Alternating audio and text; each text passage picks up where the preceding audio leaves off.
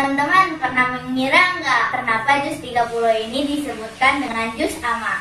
Ternyata kemudian alam semesta dihancurkan. Kalau bumi ini berawal, maka bumi ini suatu saat akan berakhir. Saat kapan itu? Yaitu pada hari kiamat. Assalamualaikum teman-teman. Kali ini Tiara akan membahas tentang surat yang menjadi pembuka di juz 30. Teman-teman, ada yang tahu nggak surat apa?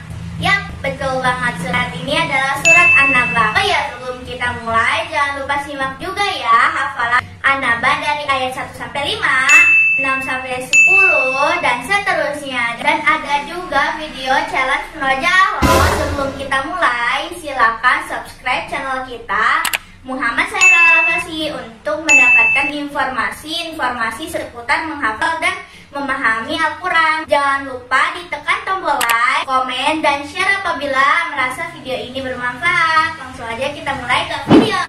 Di video kali ini Tiara akan membahas surat yang menjadi pembuka di juz 30. Kira-kira surat apa ya?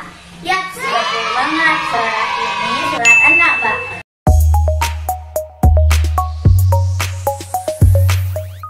Surat An-Naba terdiri dari 40 ayat. Surat An-Naba ini adalah surat ke-78.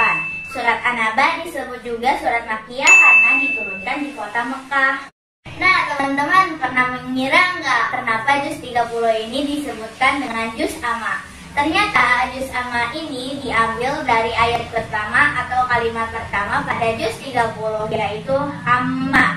Pada ayat pertama disebutkan A'udzubillahi minasyaitonirrajim. Bismillahirrahmanirrahim. Amma yatasaalun. Surat ini memiliki beberapa nama. Yang pertama adalah surat Amma. Kenapa dikatakan surat Amma? Karena kata ayat pertamanya adalah Amma. Yang kedua, surat ini dinamakan An-Naba, yang artinya berita besar, di mana kaum kafir Quraisy mendiskusikan tentang berita besar ini.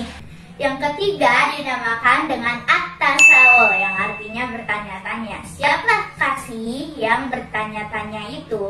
Yang bertanya-tanya itu kaum kafir Quraisy yang menanyakan tentang berita besar. Yang keempat, surat ini dinamakan juga Al-Mu'asyirat, yang artinya awal.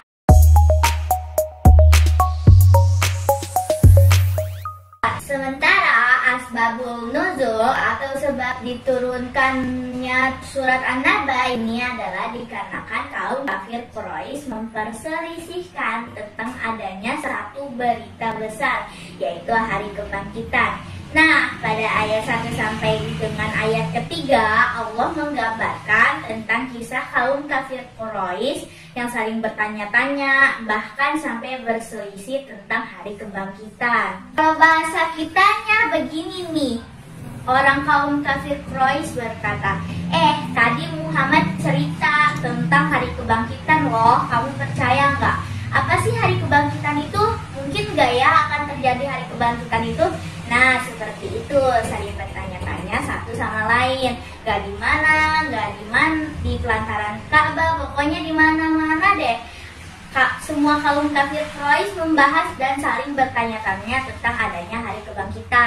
Nah, pada ayat keempat dan kelima Allah membantah pertanyaan-pertanyaan dan ketidakpercayaan kaum kafir Quraisy terhadap tentang hari kebangkitan. Pertanyaan-pertanyaan kaum kafir Quraisy akan dijawab oleh Allah pada akhir nanti. Pada ayat ke-6 sampai ayat 16 Allah mengajak kita berpikir untuk melihat kebesarannya lewat alam semesta. Bumi diciptakan oleh Allah, langit diciptakan oleh Allah, dan Allah menciptakan semuanya berpasang-pasangan. Ada langit, ada bumi, ada siang, ada malam, ada laki-laki, ada perempuan, ada positif, ada negatif, ada lahir dan ada batin. Semuanya diciptakan oleh Allah dengan berpasang-pasangan dan hanya Allah lah yang tunggal. Kalau bumi ini berawal, maka bumi ini suatu saat akan berakhir. Saat kapan itu? Yaitu pada hari kiamat. Dijelaskan di ayat 17 sampai ayat 20.